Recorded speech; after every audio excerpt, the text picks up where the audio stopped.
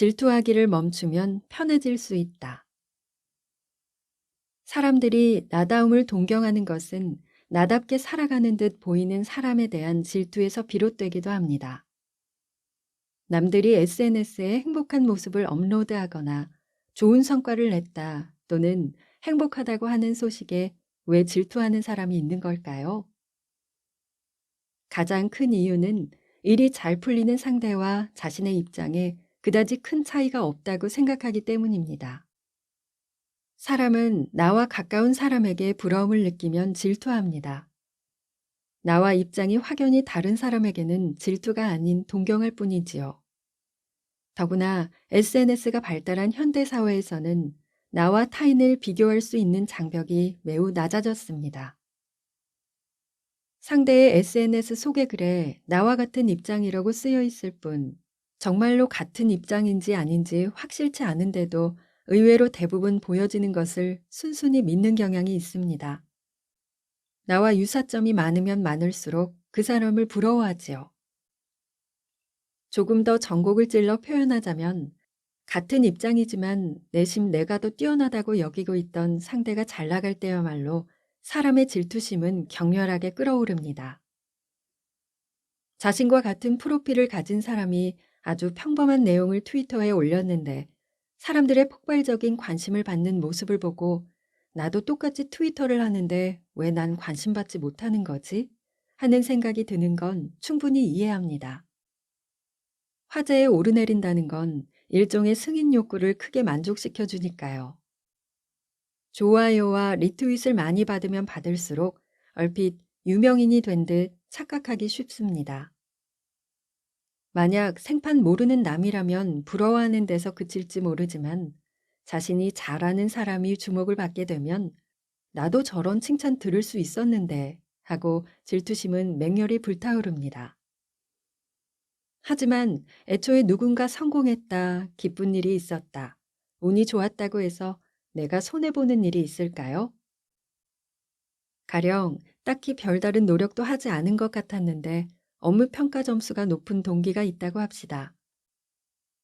이때 별다른 노력도 하지 않은 것 같다는 것은 당신의 시점일 뿐이고 실제로 그 사람은 묵묵히 공부를 계속해왔거나 거래처와의 관계를 돈독히 다져온 결과로 매출을 크게 향상시켰을지도 모릅니다. 혹은 까다로운 상사의 심사를 건드리지 않으려고 상사를 유심히 관찰해 나름대로 유연하게 대응한 결과 상사가 좋은 평가를 준 것일 수도 있지요. 깜짝 놀랄 정도로 멋있는 남성과 결혼한 여성은 맞선이나 단체 미팅에 열심히 참석하며 멋진 남성과 만날 기회를 늘리는 한편 지인들에게 결혼할 상대를 찾고 있어요 라고 알림으로써 더 많은 사람을 소개받았을지도 모릅니다. 성공한 사람들은 꾸준히 노력을 거듭해온 끝에 당신이 부러워할 성과를 손에 넣은 겁니다.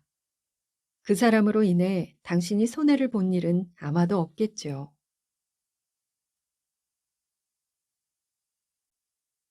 타인을 등급 매기며 나의 품위를 낮추지 말자.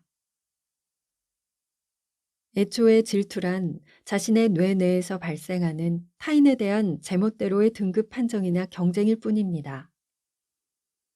혼자서 초조해하고 짜증을 내는 것이죠. 물론 마음에 들지 않는 상대에게 신경이 곤두서는 심정도 이해합니다. 불쾌감이 들고 부정적인 감정이 생기는 건 막을 수 없지만 자신의 노력으로 어느 정도는 조절할 수 있습니다.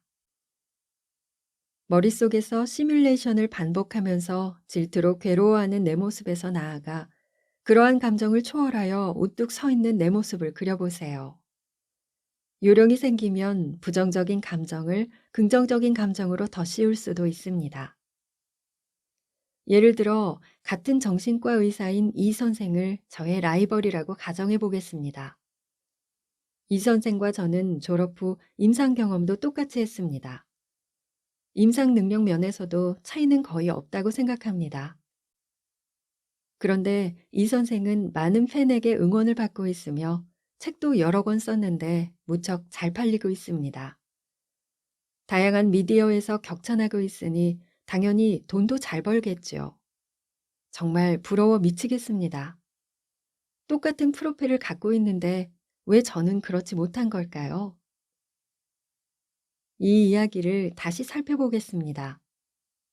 첫 번째, 나와 이 선생은 별반 다르지 않다. 다르지 않다고 판단한 근거는 뭘까요? 졸업 후 몇 년이 지났는지는 알 수 있지만 임상 능력은 알 수가 없습니다. 전문의나 지도의, 그 밖의 자격도 어디까지나 시험을 통과했다는 증명일 뿐입니다. 특히 정신과 의사는 환자 한 사람 한 사람과의 관계나 신뢰도 중요하기 때문에 숫자로 된 프로필만을 이유로 저 선생과 나는 임상 능력이 비슷해 라고 단언하기 어렵습니다. 이런 상황은 의사가 아니어도 마찬가지가 아닐까요? 학생이라면 실력이 비슷한데도 모의고사 성적이 유난히 잘 나오는 사람이 있는가 하면 반대로 시험에서 실력을 제대로 발휘하지 못하는 사람도 있습니다. 회사원인 경우 업무 능력이 같다는 걸 어떻게 판단할 수 있을까요? 이렇게 생각해 보면 사람은 자기 머릿속에서 저 사람과 나는 같은 급, 저 사람은 나보다 아래라고 꽤 제멋대로 결론 짓고 있는 것 같습니다. 두 번째, 팬들의 지지를 받고 있다. 자신을 지지해주는 사람이 있다는 것은 기적에 가까운 일입니다. 수많은 사람 가운데서 이 사람 너무 좋아 라고 생각해 주다니 정말 감사한 일이죠. 질투만 하고 있는 걸 보니 제 팬이 적은 이유도 이해가 갑니다. 세 번째, 여러 방면에서 인기를 얻고 있다. 인기를 얻는 데는 다 그만한 이유가 있습니다. 말을 잘한다거나 상대의 말을 경청하는 태도가 뛰어나서일 수도 있고, 글을 빨리 쓴다거나 이해하기 쉽게 쓰는 등 다양하겠죠. 그들처럼 되고 싶다면 왜 나를 찾는 사람은 없는지를 잘 생각해보고 대책을 마련해야 합니다. 그래야 상황이 개선될 가능성이 열리니까요. 네 번째, 돈도 잘 벌 거야. 사람은 인품을 잃었을 때 가장 보기 흉합니다. 생각하는 것은 지성, 말하는 것은 이성, 선택하는 언어는 그 사람의 인품 자체입니다. 마음으로 생각하는 것은 어쩔 수 없지만 그 생각을 말로 내뱉을 때 조심해야 합니다. 특히 타인의 수입에 관한 말은 자신의 품격을 떨어뜨리는 말이기도 합니다. 이 선생이 돈을 잘 벌든 못 벌든 그건 자신의 지갑 사정과는 아무런 관계가 없습니다. 이렇게 하나하나 짚어보면 의외로 우리가 자주 보고 듣게 되는 나와 비슷한 입장에 있는 사람에게 질투하는 행동이 얼마나 무의미하고 볼품없는 일인지를 알 수 있습니다. 타인이 어떻게 하든 나와 전혀 관계가 없습니다. 타인과 비교해도 좋은 일은 대단해. 경력은 나랑 비슷한데 이런 일까지도 해내는 사람이 있구나. 그렇다면 나도 가능성이 있을 테니 해낼 때까지 노력해 보겠어. 라고 생각할 때 정도입니다. 신경에 거슬리고 자꾸만 심사가 뒤틀려서 남들에게 험담을 하고 다닐 거라면 차라리 그 사람의 SNS를 들여다보지 않는 편이 훨씬 낫습니다. 그렇게 감정이 불안정하고 타인의 험담을 일삼는 사람을 보고 좋아할 사람은 없습니다. 자신에게 그런 성향이 있다면 지금 당장 그 사고 회로와 이별하는 것이 좋습니다. 상대를 깎아내리며 나의 가치를 올릴 순 없다. 상대에 관해 이러쿵저러쿵 말하고 싶은 심정도 잘 압니다. 제가 그런 사고 회로와는 당장 이별하세요 라고 말한다고 바로 네, 그만두겠습니다 하고 멈출 수 있다면 이 세상에는 마음이 편해지는 책이라고 홍보하는 책들이 지금처럼 많이 팔리지 않을 것입니다. 인간은 현재 자신의 입장이나 처지의 원인을 어떻게 해서든 자신 이외의 것에서 찾아내려고 하는 생물입니다. 당장 이런 사고를 바꿀 수 있다면 아마도 깨달음의 경지에 이른 것이겠죠.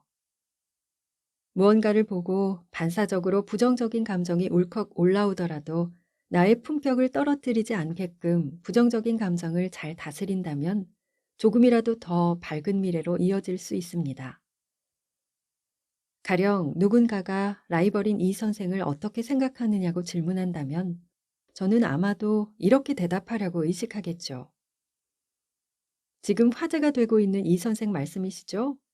항상 좋은 말을 해주는 분이고 역시 높게 평가받을 만한 점이 있죠. 하는 식으로 상대를 나쁘게 말하지 않으려고 신경 쓰면서 덧붙이자면 저는 이렇게 생각합니다. 라고 제 생각을 살짝 말하고 대화를 끝마치면 100점입니다. 이런 식으로 말하면 누가 어떻게 봐도 남을 험담만 하는 사람보다는 더 좋은 사람으로 보일 뿐 아니라 자신의 품위를 떨어뜨리지 않으면서 대화를 넘어갈 수 있습니다. 되풀이에 말하지만 질투란 타인에게 제멋대로 등급을 매기고 경쟁하는 데 지나지 않습니다. 혼자서 망상을 부풀리면서 짜증만 낸다면 정신적으로 버틸 수 없습니다. 남이 잘 된다고 해서 현실적으로 내가 피해보는 것은 아니라는 사실을 이해하고 스스로 목을 조르는 행위에서 이제 벗어나야 합니다. 상대가 어떻든지 간에 매사 나의 문제로 인식하고 문제를 해결해 나가야 합니다. 그게 가능해져야 질투라는 부정적인 감정에서 해방되어 앞으로는 모든 일을 편하게 바라보고 생각할 수 있습니다. 남부러울 것 없어 보이는 사람도 저마다 고민이 있다. 세상에는 일도 척척 잘하는 데다 육아도 완벽히 하는 인플루언서들이 있습니다. 심지어 특출난 집안 자식도 아니고 우리와 똑같은 일반인인데 말이죠. SNS에 제 인생은 만족스러워요 하고 환히 웃는 모습을 계속해서 올리기도 하죠. 물론 그 사람은 할 수 있으니까 하고 있는 것이고 행복한 것입니다. 하지만 인플루언서를 아무리 열심히 따라한다고 해도 결과는 같지 않습니다. 그 사람은 이렇게 하니까 됐는데 나는 왜 안 되는 걸까 하는 자기 부정의 감정만 점점 더 키우게 될 뿐이죠. 그런 쓸모없는 노력을 하는 동안은 그 누구라도 행복한 기분을 느낄 수 없을 거예요. 인플루언서가 하는 것을 똑같이 모방하지 않으면 어떻습니까? 겉으로 드러난 행복해 보이는 얼굴 뒤에 그 사람이 사실은 어떤 감정을 느끼고 있는지는 아무도 알 수 없는 법이죠. 행복을 과시하던 커플이나 부부가 갑자기 헤어지거나 이혼하기도 하고 순풍에 돛단 듯 승승장구하던 유명인이 돌연 은퇴를 선언하기도 합니다. 뒤집어 말하면 SNS에서 아무리 빛이 나는 사람이라도 크든 작든 누구나 보이지 않는 불행을 안고 있기 마련입니다. 당신과 다소 다를지라도 상대 역시 당신과 비슷한 고민을 겪고 있는 그냥 평범한 사람인 것이죠. 잘 나가는 사람을 인정하지 못한다고 해서 똑같이 할 수 없다고 해서 불행해질 리도 없거니와 유행을 좇으며 살지 않는다고 해서 문제될 건 아무것도 없습니다. 인간은 모두 평등하다는 거짓말. 저마다의 이유로 삶이 힘들다고 느끼고 있는 여러분을 한층 더 깊은 나락으로 밀어 떨어뜨리는 말일지도 모르지만 삶이 괴로운 사람이 이해해야 할 것은 애초에 사람은 평등하지 않다는 사실입니다. 너무 극단적이고 절망적인 말인가요? 만약 이 말이 조금이라도 아프게 와닿았다면 당신은 어느 정도 이 사실을 어렴풋이 또는 깊이 이해하고 있는 사람일 것입니다. 사람은 애초에 나고 자란 환경에 따라 그 후의 성장에 큰 차이가 생깁니다. 가령 엄마 몸에 뭔가 이상이 있었는가 없었는가, 출산 시에 가사 상태였는가 아닌가, 선천성 질병이 있는가 없는가, 더 나아가 집안의 자산, 외모와 지능, 가족들의 인성, 부모의 교육 방침, 성장 환경, 친척과의 관계, 학교의 교육 체제, 학교에 함께 다니는 동급생들의 인성 등 이 모든 것이 사람의 사고 토대를 형성하는 중요한 조건입니다. 확실히 어떤 환경에서 태어나 자라고 어떻게 살아가느냐는 사람에 따라 다르며 좋은 조건을 가진 사람과 아닌 사람이 분명히 존재합니다. 다행히 경제적으로 넉넉한 집안에서 건강하게 태어나고 외모도 뛰어난 데다 형제자매도 모두 자상하고 친구들은 전부 다 좋은 사람들 뿐인 고민할 게 딱히 없는 환경에서 태어난 사람이 있는가 하면 태어날 때부터 몸이 약하고 집안은 경제적으로 힘들고 외모도 볼품없고 형제들과 사이도 좋지 않고 또한 다니던 학교는 분위기도 안 좋고 고민이 있어도 들어주는 사람 하나 없는 환경에서 태어난 사람도 있습니다. 저는 불운을 타고 태어났어요.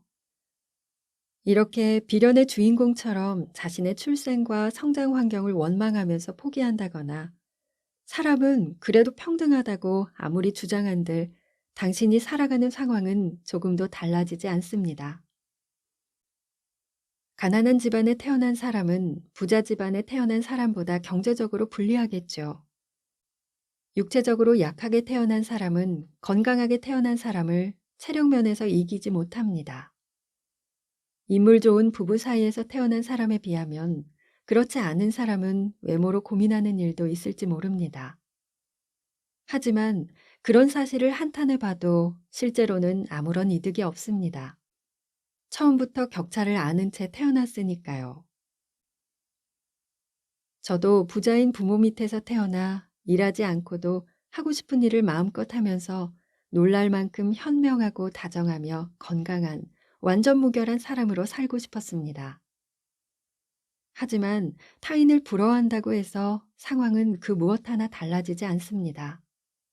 우선은 이 불평등을 있는 그대로 받아들이고 구체적으로 어떻게 해야 또 무얼 해야 내가 원하는 일을 실제로 이룰 수 있을까 하고 현실과 마주할 각오를 하지 않으면 지금보다 더 나은 인생을 살 수 없습니다. 만화 피너츠에서 스누피도 이런 말을 자주 합니다. 나눠받은 카드로 승부할 수밖에 없는 거야. 나에게 없는 조건이나 도저히 불가능한 것을 바라면서 신세를 한탄할 게 아니라 아무리 볼품없다고 생각된다 해도 성격이나 재능 등 갖고 있는 카드로 승부에 나갈 것을 결심하고 그 카드를 어떻게 사용할지를 고심하는 것이 인생을 좋은 방향으로 바꾸는 출발선입니다. 지금은 별로 가치가 없다고 생각되는 당신의 카드도 스스로에 대한 깊은 이해가 더해지면 최강의 카드가 될 가능성을 내포하고 있다는 사실을 반드시 기억하세요.